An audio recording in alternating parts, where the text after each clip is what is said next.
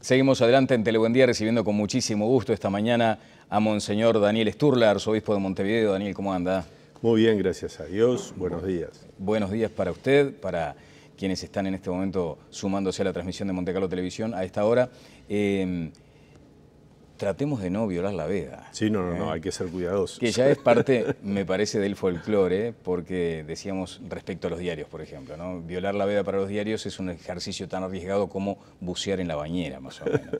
Pero digamos que la Iglesia en un momento tuvo, hace pocos días, un pronunciamiento potente, convocando al debate, pero no al debate ese que muchas veces representa el show en la televisión, sino a un debate por lo alto de los grandes temas. Bueno, sí, yo creo que era importante decir que en estas campañas, como en todas, es muy bueno que nos escuchemos todos y que sería interesante un debate. De todas formas, como es un tema complejo también de la campaña, la Iglesia no es que haya querido provocar ni reclamar, sino sencillamente se señaló, porque dentro de un documento de los obispos estaba esta invitación a compartir, a debatir, pero era en una generalidad que habíamos dicho en el mes de abril y que ahora se retomó. ¿Y se le planteó la idea, digamos, de que el debate fuera en un ámbito católico? No, para eso están los periodistas, si no les sacamos trabajo. Pero no hubiera estado mal de pronto, ¿no? Con esa vocación de la Iglesia de ser cada vez más abierta, Sí, provocar eso. Bueno, pero sobre todo la idea de la Iglesia ha estado en un llamado a la unidad nacional, a que estas elecciones sean como es tradición entre nosotros. ¿Y cómo valora, Daniel, lo que ha sucedido hasta hoy en la campaña? Yo valoro positivamente, primero, yo creo que a los uruguayos en general nos encanta votar, nos encantan las elecciones, nos encanta este año electoral y eso es buenísimo. Más allá de que se hable de una participación que ha descendido en la militancia, yo creo que es muy bueno todo lo que hemos vivido. El hecho, cuando yo paso por la Rambla, por ejemplo, y veo que hay banderas de un partido, de otro partido, que están todos pacíficamente, digo, bueno, esto es para aplaudir a los uruguayos y sentirnos orgullosos del país que tenemos. Esa es la observación que hizo usted, o sea, una sensación de que se transitó por los carriles civilizados, digamos. Sí, pero eso, claro, quizás estamos acostumbrados y entonces no valoramos lo que tiene como fuerza y como testimonio. Bien, Monseñor. ¿Y en cuanto a los temas, estuvieron aquellos que de pronto era importante destacar? Bueno, era evidente que el tema seguridad iba a estar, porque hay una sensación, hay una vivencia muy fuerte en ese sentido en nuestra población. En el tema educativo también ha estado muy presente y yo creo que también es uno de los temas claves del Uruguay de hoy y del futuro. A nosotros, los obispos, nos preocupa mucho el tema de la pobreza, sobre todo lo que es la infantilización de la pobreza, esa expresión de Juan Pablo Terra, de esa tragedia que sucede en un país donde tantos chicos en el porcentaje de la población nacen bajo el nivel de la pobreza. Después nosotros señalamos otros aspectos, como por ejemplo el tema de la cuidadosa elaboración de las leyes, el tema de la familia, un tema clave, ¿verdad?, para el Uruguay, que lo vemos también muy unido al tema educativo. Y ahí yo creo que quizás faltó un poco más de discusión, de propuestas sobre esto. Se sostiene por parte de algunos analistas que siguen de cerca la campaña que de pronto ese anclaje que se tenía en el discurso respecto a los valores también fue, no digo que falló, pero sí que faltó en todo caso en el centro del discurso. Sí, ese es un tema muy complejo, ¿verdad? Porque yo entiendo que el problema más hondo del Uruguay, obviamente que está lo que se dice normalmente, educación, seguridad, pero hay un problema más hondo que entiendo que es muy complejo en un debate político, porque tiene que ver con el sentido de la vida, ¿no? A mí me preocupa muchísimo por qué hay tan pocos nacimientos, por qué hay una alta tasa de suicidios, por qué está este tema de la violencia doméstica tan fuerte, por qué tenemos porcentualmente tantos presos en nuestras cárceles. Y cuando intenta responder esas preguntas, ¿con qué queda? Bueno, yo creo que falta un tema de espiritualidad más fuerte en nuestra sociedad. Entiendo que la dimensión religiosa, que está bastante ausente entre nosotros, juega un rol en este sentido, ¿verdad? Porque muchos chicos, muchos jóvenes dicen, ¿qué sentido tiene mi vida? ¿Para qué vivir? ¿Para qué traer hijos al mundo? Entonces todo esto hay como un cierto oscurecimiento, digamos así, del sentido de la vida. Y eso realmente es lo que más me preocupa a mí cuando miro el Uruguay. Hay una asociación casi indisoluble respecto a lo que es espiritualidad con religiosidad, siendo cuestiones diferentes. Sí, bueno, religiosidad sería la expresión más institucional, digamos así, de la espiritualidad. Obviamente yo tendría que hablar de la fe cristiana, claro, que es lo que realmente creo y vivo como la experiencia más fuerte. Pero usted entiende que es una debilidad más amplia. Entiendo que sí, porque bueno, ahí están los datos que han aportado algunas encuestas recientes, Latinbarómetro, y creo que eso no es bueno para un país, para ese sentido más gozoso de la vida que vemos en otras naciones también latinoamericanas. Bueno, la Iglesia siempre, creo que hay una frase específica, ¿no?, para hablar de la Iglesia siempre en reforma. O sea, ¿no debería sorprender este momento actual de la Iglesia?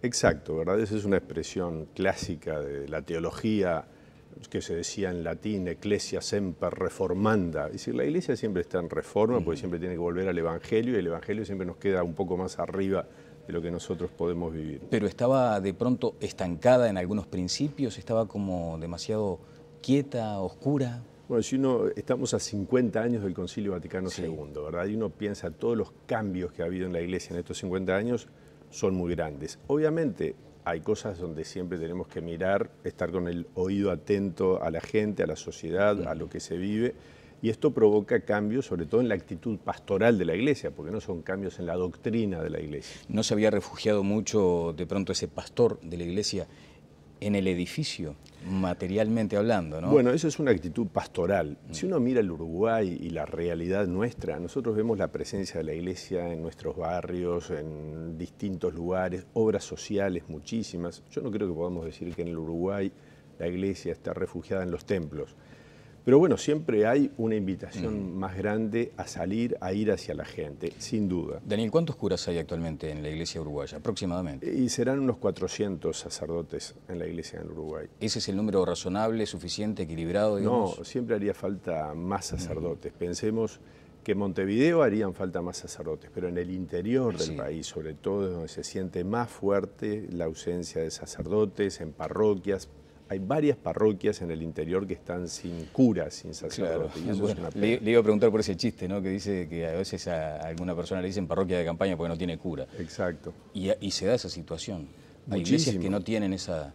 Exacto, entonces eso hace también que el sacerdote que está en una parroquia tiene que atender varias y entonces anda corriendo y eso mismo crea una situación de cierta vida estresada del sacerdote y también de los fieles que se sienten poco atendidos. De los fieles que se sienten poco atendidos. Vayamos a lo vocacional. ¿Allí está debilitada la Iglesia también para convocar, para reclutar? Sí, nosotros en el seminario interdiocesano tenemos en este momento 25 seminaristas más o menos, que es poco. En los años 80 había unos 70, 80 seminaristas. Y después las congregaciones religiosas que están presentes en el Uruguay, algunas con muy fuerte tradición, también sufren una caída vocacional muy importante. Bueno, es una realidad compleja, ¿verdad? Siempre el tema vocacional, pero sin duda que eso influye en la vida de la Iglesia. Claro, la Iglesia debe volver a enamorar, digamos, a aquella persona que tiene la vocación. Sí, claro, a enamorar de Cristo, sí, que ese es el centro de la vida de la Iglesia. ¿Y qué camino se debería volver a transitar? Porque se supone que ya en la historia de la Iglesia eso ya está planteado. Sí, yo creo que siempre la reforma de la Iglesia, paradójicamente, para hacerla actual a la Iglesia hay que volver a la fuente. La fuente es Jesucristo y el Evangelio. Una Iglesia que muestra más a Jesucristo, una Iglesia que vive más según el Evangelio de Jesús, es una Iglesia que atrae, porque lo atractivo de la Iglesia no es ella misma, no es fin en sí misma. Lo atractivo de la Iglesia es anunciar a Cristo y vivir según el Evangelio. A veces la imagen que tenemos es la de la Iglesia como una unidad. Sin embargo, la propia política se ha encargado muchas veces de generar divisiones, fracturas, brechas. Sí, pero también sana pluralidad. Es decir, dentro de la Iglesia sin duda que puede haber divisiones, pero lo que sí hay, evidente, porque el Espíritu Santo es creador y por lo tanto es creativo. Entonces hay una pluralidad enorme en la vida de la Iglesia, de tendencias, de modalidades, de estilos.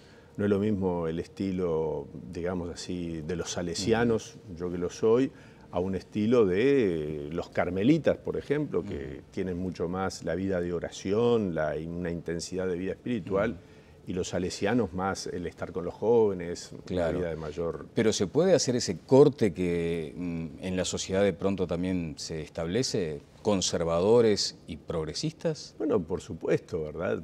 Primero que eso está en el ser humano, ¿verdad? Hay una tendencia de algunas personas a ser más aferradas al pasado y hay una tendencia de otros a estar más en la avanzada, y eso se da en la Iglesia. Y en la conducción política de la Iglesia, ¿eso puede llegar a acercar y a alejar, según sea el caso? Bueno, también, sí, es evidente que sí. Usted está en la etapa de acercar. Sí, bueno, yo no me gustaría calificarme a mí mismo, obviamente, y además entiendo que esas calificaciones son relativas. Yo sin duda tengo el deseo fuerte de acercar a todos a la Iglesia, de tender puentes con otros que no son Iglesia y que viven otra religión o que no tienen religión.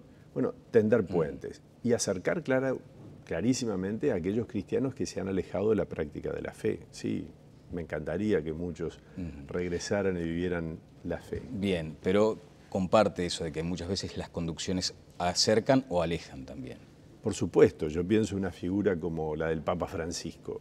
Es evidente que el carisma del Papa Francisco, lo que él significa para la Iglesia de hoy, ha acercado a muchísimos cristianos alejados y también ha tendido puentes con el mundo de un modo muy paradigmático. El listón que les ha establecido es alto, digamos. La misión que les ha encomendado es ambiciosa. Sí, pero la Iglesia siempre tiene una mirada alta y una mirada amplia. Eso es parte de la misión de la Iglesia. ¿Debieron tener esa sensación de abrir las grandes puertas del templo, las pesadas puertas del templo, y oxigenarlas? ¿Oxigenarlos? Bueno, hay una expresión muy antigua, hoy es muy antigua, que es del Papa Juan XXIII. Él precisamente dijo, abramos las ventanas, cuando dice que le fueron a decir del concilio, que en fin, que había que demorarlo un poco más, que no se podía convocar. Dicen que la actitud del Papa Juan, como un gesto profético, fue abrir las ventanas y dijo que entre el aire fresco a la Iglesia. Yo creo que eso es una actitud que la Iglesia tiene, obviamente, y que hoy el Papa Francisco de algún modo también la encarna. Bueno, abrir las ventanas que significó que más de uno se engripara, digamos, ¿no? También, porque por la ventana entran muchas cosas. Entran muchas cosas. Hubo allí un interés en dar otra imagen de la Iglesia, en sanear algunas cuestiones que eran como heridas profundas que tenía la institución como tal. Por ejemplo, las financieras, de hecho. Sí, bueno, en eso el Papa ha dado un ejemplo interesante, ¿verdad? Ya Benedicto XVI había sin duda querido poner las cosas en orden y me parece que Francisco ha continuado en esa misma línea. ¿En qué está esa situación? Bueno, no es un tema que yo siga así atentamente, pero ha habido una reforma en lo que se llama el IOR, Instituto de Obras de la Religión, y el Papa ha creado una comisión de cardenales que se encargan de controlar y ha habido un cambio de personas. Bien, de hecho no le tembló el pulso cuando tuvo que solicitar que se dejaran de lado algunas cuestiones vinculadas a la buena vida, ¿no? O sea, sacerdotes o autoridades eclesiásticas que andaban viviéndola bastante bien. Bueno, el Papa es de una vida muy austera y yo creo que es lo propio del Evangelio y eso es lo que también con su mismo ejemplo da testimonio. Y hay algún cuento en ese orden que el Papa mismo ha querido cortar algunos abusos que había por parte de alguna gente. Sí. Él andaba creo que en un ameario a mi 8 no sé qué, mientras habían otras personas de la iglesia en vehículos bastante más costosos. ¿Acá usted hizo una réplica de eso, digamos? Yo lo que quise hacer fue saber bien dónde estaba parado del punto de vista de la economía de la arquidiócesis. A veces la gente piensa en la iglesia como una institución, digamos, toda unida y pone todo en la misma bolsa, pero en la iglesia hay diversidad y también hay autonomías.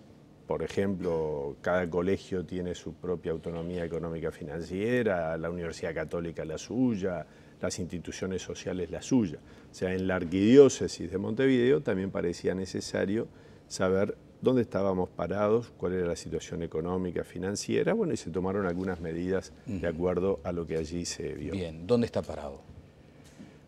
Bueno, en una situación deficitaria del punto de vista financiero, es decir, los gastos fundamentales de la arquidiócesis de Montevideo como tal tienen que ver con el sostenimiento de los seminaristas, del hogar sacerdotal, con el fondo de ayuda al clero, es decir, a los sacerdotes sobre todo que están en barrios que no pueden sostener a su sacerdote, y la Facultad de Teología, y después la misma curia con los servicios que presta. Entonces, bueno, es lo de un lugar donde sale más plata de la que entra, entonces eso provoca un déficit. Entonces, saberlo, ver dónde estaban los problemas, y eso para nosotros ha sido muy importante. Bien. Hubo cambio de personas también. También. Porque había una mala gestión. Bueno, esas son cuestiones, me parece, más que mala gestión. Yo creo que era importante, había gente que hacía mucho tiempo que estaba en ese servicio y que era importante una renovación. Mencionó el tema de la laicidad y, si mal no recuerdo, en una entrevista con Voces, advirtió que estaba como perforada por varios lados la laicidad en Uruguay. Sí, nosotros hacemos una distinción en la Iglesia que en realidad es tan intraeclesial que después nos sirve para mucho, que es distinguir laicidad y laicismo. Ajá. O sea, laicidad sería como lo positivo, que todas las realidades humanas tienen su autonomía, dada al César lo que es del César y a Dios lo que es de Dios. Pero por otro lado está el laicismo como una ideología que más que neutralidad viene a ser como una propaganda del agnosticismo, digamos. Claro. Y eso en el Uruguay ha sido muy marcado, porque el tipo de pasaje nuestro secularizador que se dio a fines del siglo XIX, principios del siglo XX, no fue tanto un seamos neutrales ante la expresión religiosa, sino fue más bien lo religioso a la conciencia individual. Ajá. Y no que tenga expresión pública. Y hubo una negación, de hecho, del fenómeno religioso, de la presencia de lo religioso en lo público. ¿Y ese proceso de secularización hizo que la Iglesia perdiera pie en algunos aspectos del debate social, por ejemplo, de la vida del país? Bueno, yo creo que la Iglesia, ahí hay dos teorías, ¿no? Hay una que dice que la Iglesia se replegó sobre sí misma y que creó sus propias instituciones, qué sé yo. Esta mirada no se sostiene mucho. Eso habría pasado desde 1919, cuando comienza la nueva Constitución, hasta el Concilio. Yo creo que sí, la Iglesia en cierto modo tomó fuerza porque creó una cantidad de instituciones católicas, un mundo católico, pero la Iglesia estaba inmersa en las realidades de la sociedad nuestra uruguaya, desde la política, la economía, sindicatos, los sindicatos agrícolas que hubo en el país en las décadas del 20, 30, 40, 50 fueron muy importantes. Pero se sintió en aquel momento como desplazada de los ejes de decisión. Sí, es posible. Eso tuvo para mí una consecuencia muy positiva, que fue que la iglesia uruguaya es una iglesia pobre y una iglesia libre, no estuvo atada, digamos, al Estado, al ejército, como ha pasado en algún otro lugar. O sea, nos dio mucha libertad, pero también sí, hizo que mucha gente, por ejemplo, en el tema educativo, quedara fuera de la posibilidad de una educación religiosa para sus hijos, y eso no es bueno. Bien, vamos a cuestiones un poco más personales. ¿Cómo transitó desde esa comunidad salesiana que le es tan cara, que además le nutrió tanto de valores tan importantes, a esta soledad del poder? Primero, sí, se siente está bien, me parece que es bueno hacer una precisión. Está planteado como pregunta, si existe esa soledad del poder también en la Iglesia. Yo siento muy fuerte el hecho de saberme sostenido. Esa es la impresión que yo tengo de estos meses como arzobispo. Me siento sostenido por Dios, sostenido por la oración de muchísimos hermanos en la fe. Mucha gente que me dice, rezo por ti, rezo por usted, rezo por vos. Bueno, todo eso realmente yo lo experimento como una fuerza del Espíritu Santo que me sostiene en este servicio que estoy prestando. Y entonces eso me da como una consolación espiritual muy fuerte. Un consuelo necesario porque a veces tiene que transitar casi a solas por esos espacios bastante amplios de la catedral. ¿Vive ahí? Vivo ahí en la Curia, que es atrás de la Sí. catedral, sobre la calle 33. Pero también uno tiene colaboradores. Yo, por ejemplo, el obispo auxiliar de Montevideo, Monseñor Milton Trócoli, Sí. tener a él como mano derecha, para mí es fantástico porque es una persona excepcional. Bien. Después hay otros colaboradores también, así que no me siento tan solo. No se siente pero es la diferencia notoria, digamos, con aquello de las comunidades, ¿no? Sí. Pero sí, sigue sí. practicando eso de acudir a campamentos juveniles. Usted pone mucho énfasis en la necesidad de fortalecer a la juventud. Sí. Bueno, yo en estos 2 años anteriores, que ya era obispo auxiliar de Montevideo, he participado entre Navidad y Reyes. Voy a una misión en un barrio, he ido a misiones en un barrio de Montevideo, allá por Jardines del Hipódromo, compartiendo la vida con los jóvenes que han hecho la misión, y me he sentido muy feliz. Bien, razón, religión y amor parecen ser los 3 pilares básicos, ¿no?, del concepto de la concepción salesiana, sobre todo para sostener a la juventud, que para usted es ese tesoro inabarcable. ¿Se estigmatizó a la juventud en esta campaña? Bueno, estaríamos en un tema ahí. Bordeando. Borderline. Yo diría, no sé si esa es la palabra clave. Yo creo que había un mensaje que para mí era negativo con respecto a la juventud más necesitada. Yo creo que, obviamente no estaba en la intención de los que proponían lo que proponían, pero yo entiendo sí que el mensaje es negativo, porque el mensaje más importante que podemos dar a los chicos, sobre todo a los chicos que más necesitan, es hay un camino de salida, que es lo educativo, que es que nos ocupemos de ustedes y de su familia o su entorno familiar. Y el Estado, las ONG, estamos justamente para ayudar a tender una mano y sacar para adelante. Bueno, de hecho usted menciona como ejemplos el Taller Don Bosco, después el movimiento Tacurú. Sí, y hay muchas organizaciones de iglesia que uno va conociendo y que son fantásticas. El otro día estuve en La Casilla, en La Teja, de las hermanas franciscanas del Verbo Encarnado. Otra experiencia formidable de trabajo con los jóvenes. La obra Los Tréboles, allá está por el barrio del Chancho, Villa del Chancho que le llaman. Muy buena también. Pero además es una circunstancia que va mucho más allá de las fronteras geográficas del país. De hecho, el propio Papa Francisco, no digo baja línea porque de pronto es mal interpretado, pero ha dicho claramente cuál es su posición respecto a esto. Sí, porque el Papa tiene también un corazón de pastor muy preocupado por la situación de los jóvenes y bueno, y ha creado iniciativas. Acá está eso de Escolas Ocurrentes, que es una iniciativa del Papa Francisco que tiende a crear a través del deporte, fomentar la paz, la unión entre los chicos y sin discriminaciones ni diferencias sociales, raciales, religiosas. Eso es estupendo. ¿El padre Cacho será santo?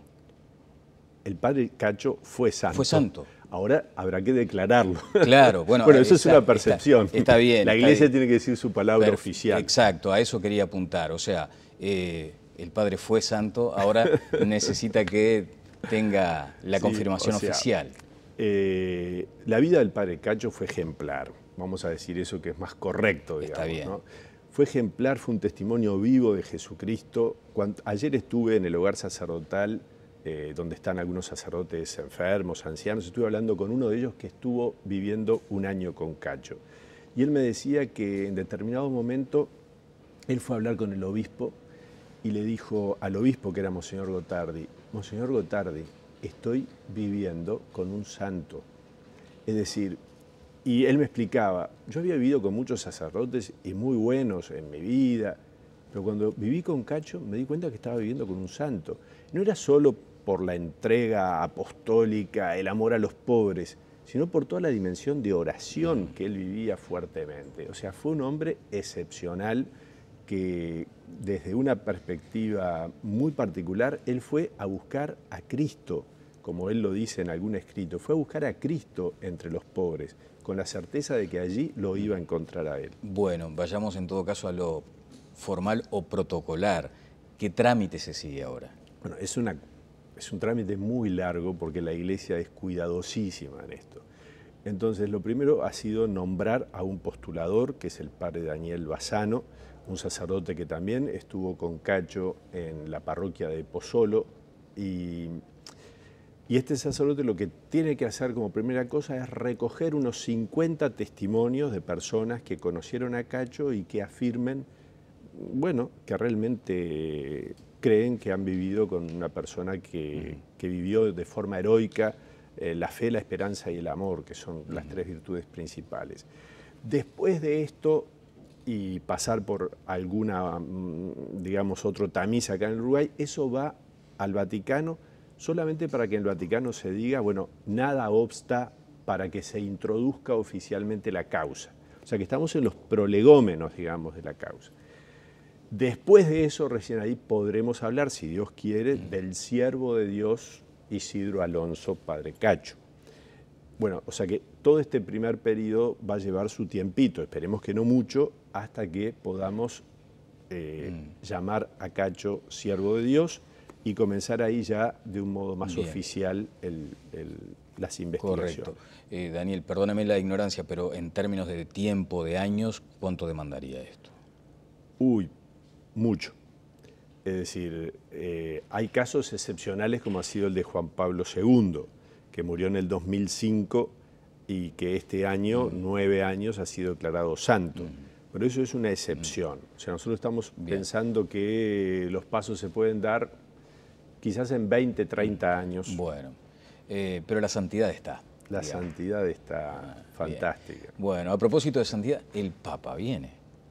Si Dios quiere. Yo cuando estuve con él en el 30 de junio de este año, yo tuve la alegría de tener una entrevista con él. Estuve media hora hablando con el Papa. Y en esa oportunidad, al final, por supuesto, le dije, Santo Padre, lo estamos esperando en el Uruguay. Y me dijo, voy a ir. Cuando vaya a Argentina y a Chile, voy a ir. Yo dije, bueno, ¿y cuándo? Ah, bueno. Paciencia. Pero, todo lleva a pensar que en el año 2016, que es el bicentenario de la independencia argentina, el 9 de julio, y que va a haber un congreso eucarístico también en Argentina, puede ser la fecha en que venga el Santo Padre a la Argentina, bueno, y que cumpla su palabra y venga también al Uruguay. Bueno, el título es El Papa viene en el 2016. Daniel, ha sido muy amable como siempre. Bueno, gracias. Para mí es un gusto haber compartido contigo y con toda la audiencia. Muchas gracias. Gracias. Bueno, muy amable. Monseñor Daniel Sturla, arzobispo de Montevideo. Pausa y seguimos adelante en Telemundo.